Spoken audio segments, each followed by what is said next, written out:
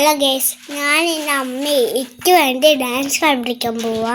അവൾ ഒറ്റയ്ക്ക് വ്ലോഗ് എടുക്കാനൊക്കെ തുടങ്ങിയിട്ടോ. ഇന്നത്തെ പ്രഭാതം അടയിലാട്ടോ തുടക്കം.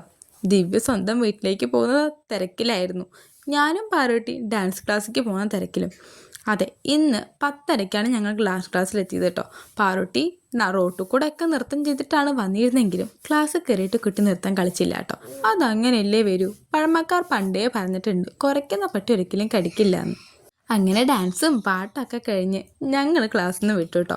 ഇങ്ങനെ പോത്തുപോലെ വളർന്നിട്ട് നിനക്കെന്തിനാണ് ഈ ഡാൻസും കുത്തും പാട്ടും എന്നൊക്കെ ചോദിച്ചാൽ, കല്യാണത്തിൻ്റെ മുന്നത്തെ ഞാനും ഇപ്പോഴത്തെ ഞാനും തമ്മിൽ ഒരുപാട് വ്യത്യാസമുണ്ട്. കല്യാണത്തിന് മുന്നേ ഒന്ന് ചിരിക്കാൻ പോലും എനിക്ക് മടിയായിരുന്നു. ഒരു ഫോട്ടോ പോലും ഞാൻ പല്ല് കാട്ടി ചിരിച്ചാലുണ്ടാവില്ല. പക്ഷെ ഇപ്പം അങ്ങനെയല്ല. എനിക്കിഷ്ടമുള്ളതൊക്കെ എനിക്ക് ചെയ്യാനുള്ള വിശ്വാസം എനിക്കുണ്ട്.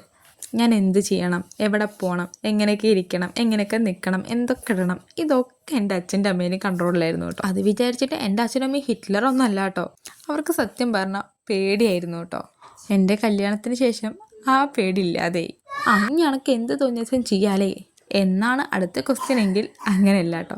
നമ്മൾ നല്ലത് ചെയ്താൽ കുറ്റപ്പെടുത്താൻ കുറച്ച് ആൾക്കാരുണ്ടായിരുന്നെങ്കിലും സപ്പോർട്ട് ചെയ്യാൻ നമ്മുടെ വീട്ടുകാരുണ്ടാവും കേട്ടോ.